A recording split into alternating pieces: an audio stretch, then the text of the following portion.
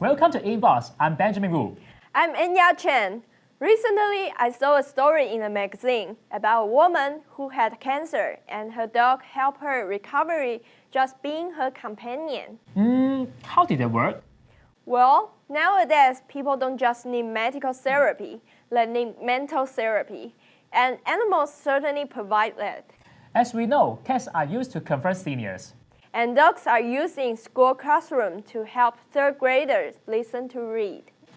Wait, dogs cannot read? No, but Grace Alcantar showed us how they are great listeners.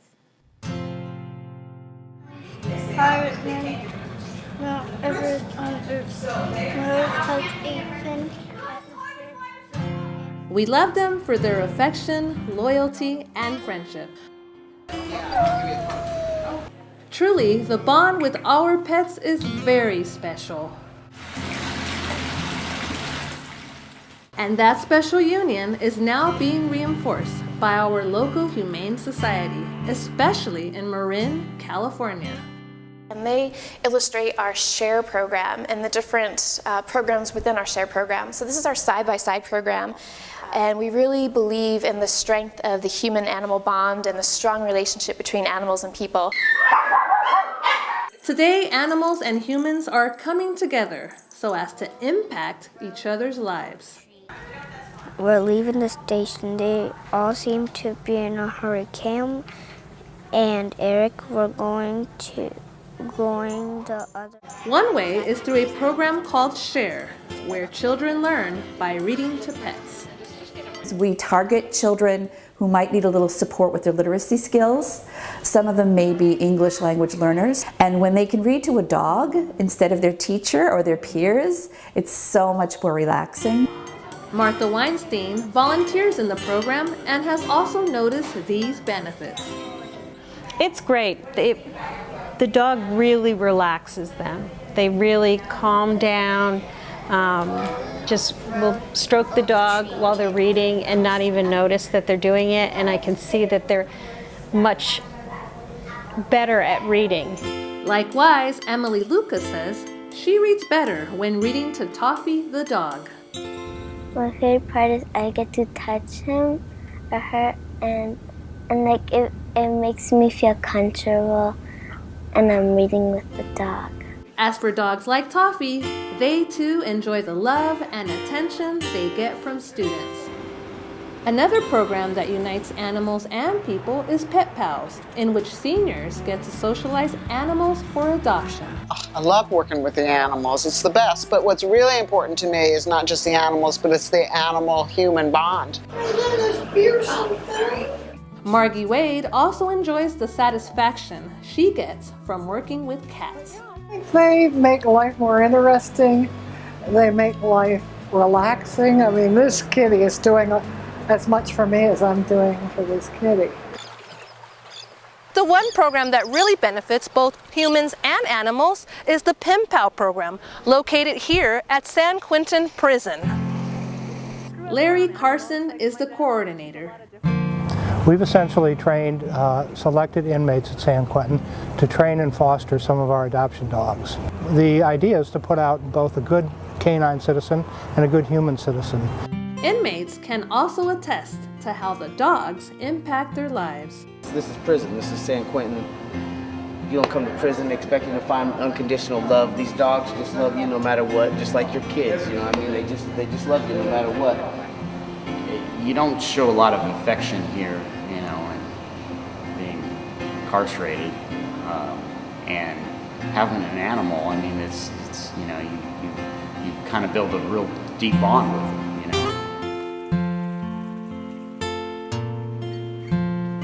Aside from its major programs, the Marin Humane Society also enriches the lives of those who own pets.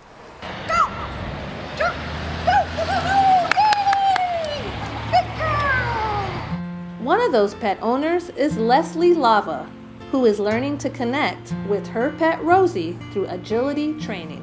I've noticed she's gotten as I mentioned, she's a puppy, so she can get a little rambunctious, but she calms down more, and we definitely work more as a team. Hey, oh, look at that. At last, animals and people are coming together at shelters, which no longer house animals in cages. And then this is our newest space, which is the dog adoption area, where each dog has their own sort of little dog condo.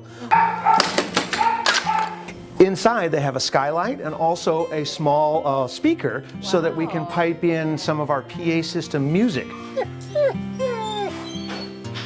The result of this is that more people find pets and that more animals become adopted. And if you want to relax, this is the perfect place. So while they may not be human, animals can certainly provide a powerful love and support which is only found in the human-animal bond. There are many successful cases that animals make humans' life better. Like kids who read to their dogs have a higher grade in reading class. Cats and dogs release senior stress. Next, in InBox, we will introduce a special artist. How special? You will know later.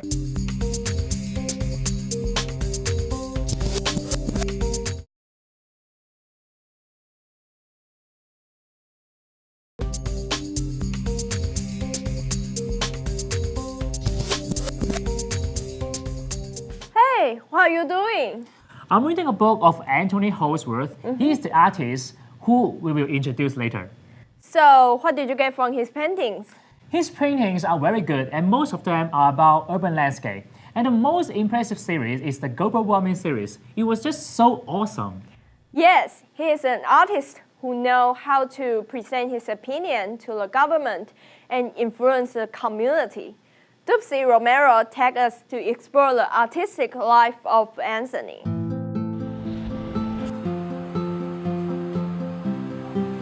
Anthony Holdsworth is an artist who used painting to record not his feelings, but history. He is a documentarian of life. I like to paint. I prefer painting to just about any other activity. So what I'm trying to do is put the viewer in my position, create a painting which has sufficient vitality and translate it into paint, because a painting is a parallel universe. His realistic style is bright and captivating. On the street, his brushes fly across the canvas, sometimes painting an entire picture in as little as 1 hour. It makes you feel like you're there. That's why I work on site, to get that energy, to get the feedback from the people in the community. The director of the SF MoMA Artist Gallery, Maria Medua, calls him a multicultural artist. Getting the flavor of a certain neighborhood at a certain time is what he's really good at. And exactly that's what he does in many parts of the world. When I paint in other countries like Italy or Mexico, I get to know what's going on in the communities. Anthony's realism dates from his youth, when he was forced to live on his own. His wife, Barry Lando, explains. He dropped out of Stanford, that his parents cut him off financially. So he had to work, and to live on very little money. He became a hard worker, a husband, and a family man, and a painter of many parts of the world, which changed the way he feels about society. Painting in Nicaragua during the revolution really was a profound influence. Because seeing people fighting for their rights made him realize how much he cares for society. For more than 30 years ago until now, he continues to paint about human rights. I remember during the Occupy movement, he was interested in depicting some of that. Why did you decide to be part of that? It was really the first major national protest in this country in 30 years. Unfortunately, people were desperate by the thought of losing their homes. So that's why you wanted to be? Yeah, I wanted to record this event and be part of this event. I lost a few friends in Oakland city government, But he's not worried about that because what he really cares is the people and the environment. Global warming paintings have definitely made a contribution. They've had a little bit of an effect. They've been thrown out of government buildings, you know. But you didn't decide to stop there. You paint another one. Yeah, what I did was I painted one of the new federal building being inundated by global warming. He keeps painting because his art is his tool to show his concern, and he's also trying to teach others how to paint with the same passion that he has. What I'm interested in doing is helping them find a way to express the world the way they see it and gain the confidence to express the world the way they see it. He guides you without saying much, and that's very helpful. A humanitarian that believes in people And people believe in him. I love your paintings. Thank you. Yeah. He's worried that things are getting worse. The reason of his latest project, also on the streets, which is on Mission District. This is one of those. Can you tell me why did you choose that? I'm very interested in that, in Latin culture and in conveying some of the sense of that culture. Latin culture is a culture that does take place a lot on the street. Choosing people to paint them in a huge series called Mission, which is the name of the neighborhood. Well, the gentrification is driving out the Latinos. It's down to 25% Latino at this point, yes, from around 80%. That's right. Today, this community in San Francisco, California, is losing its originality because of the evictions. Every time I'm out here, I meet people who are being evicted. One of his paintings shows a building from where people were evicted, having lived there for more than 30 years, and this will be a way to remember. When I have my show, I'm going to give some of the money for the proceeds of the show to organizations in the mission, preserve a little of what's left. Well, not preserve, because you can't preserve a community, but protect and the people who are still here from further eviction. A very committed artist and very much a man of the world. Some of my paintings would awaken people in a different way to the world around them. And maybe inspire them. Anthony's paintings are not only works of art, but also it is a way to fight for human rights. Yeah, I can feel that he is not just an artist from his painting, like the Mission District in San Francisco series and the Global Warming series. He shows his concerns to the society and even influence it. This is the lifestyle of Anthony. Let's take a break. We will be back with something really interesting.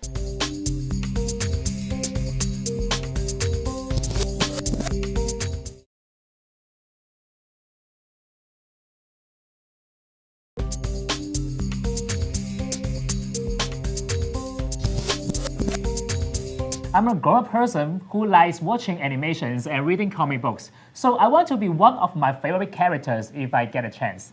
Actually, it's not that hard because cosplay culture is more and more popular now. Yes, and cosplay can make your wish come true. Lulu Ying is going to take us to this magical world, a world that makes you become a hero. Let's go. Fellow citizens of Gotham City! Everyone wants to be a hero. This is not a movie thing. They're not paid actors. This is a real city, and those people are part of the fantasy. They are making a sick boy's dream come true. This boy just wants to be Batman today and save the city. There are people in this world that simply love to be in costumes. They are not actors, nor are they dressing up for Halloween. It's called cosplay. Today, I will introduce you to this amazing culture. Let's go to Wonderland. Have you ever dreamed about being a superhero? Have you ever dreamed that one day you will have magic power?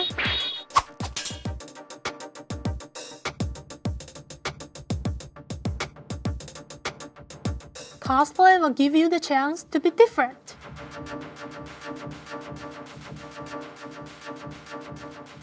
Cosplay, you actually try to pretend you're the character. Cosplay is short for costume play. It is a performance art in which participants wear costumes and accessories to represent specific characters or ideas from pop culture fictions. Sometimes cosplay is also called role play. Basically, it's dressing up as your favorite anime or cartoon character. And there's a lot of different characters that people dress up as. When acting cosplay, one does not have aim at Oscars nor be so serious. It is all about having some fun. I feel like it's a great hobby. It's a great way for just people of similar interests to come together. Today, people that dress in costumes at a time other than Halloween are called cosplayers.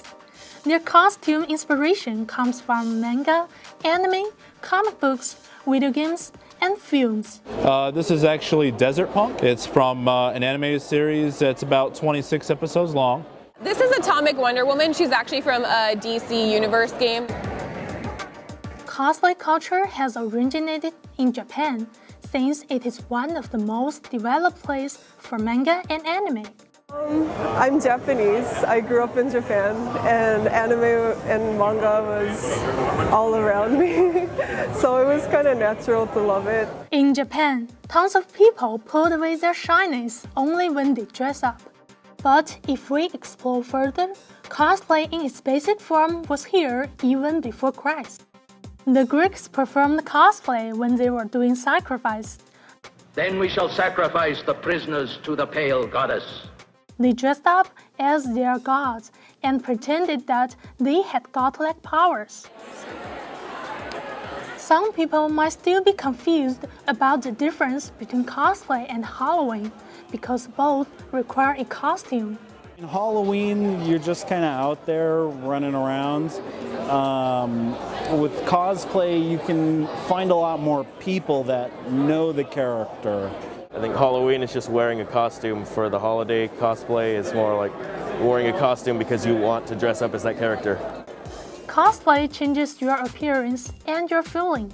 It is a way of reproducing what the characters once are fond of. I am talking about. Cosplay culture has become a part of pop culture. The term itself was coined in 1983 at the World Science Fiction Convention in Los Angeles. The world's first comic, science fiction, and anime convention was in the 1970s. At that time, there were only 3 conventions in the world.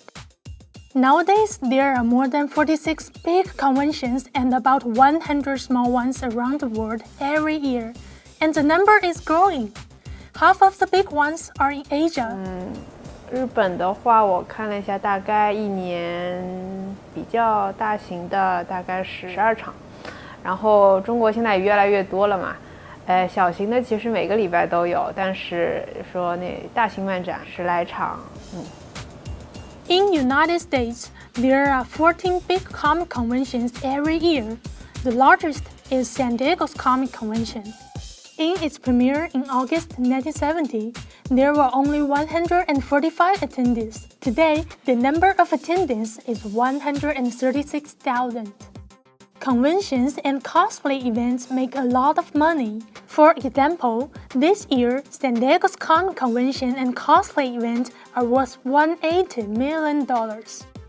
On the other hand, cosplay became a pop culture phenomenon not only because people notice cosplay more, but also it is a great way to be entertained and relaxed.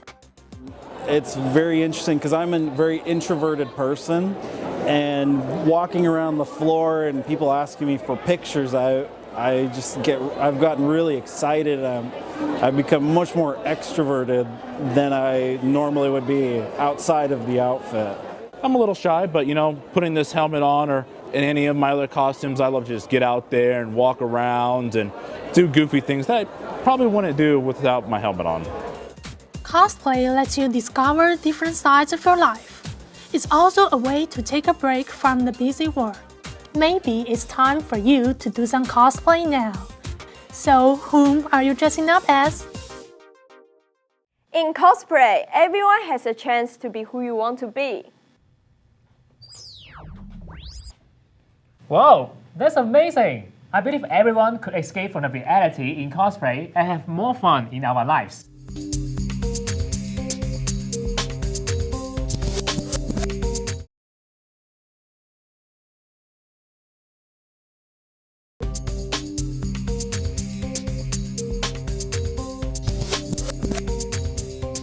There are many lifestyles in the world. You may be the person who likes living with animals. You may be the person who affects others by your work or hobbies. Or you may be the person who wants to be a hero. No matter what kind of lifestyle you are living with, as long as you enjoy and send out positive energy, you can be awesome. Right. Thanks for watching InBox. We will have more interesting stories to tell you next time. See you. Bye-bye.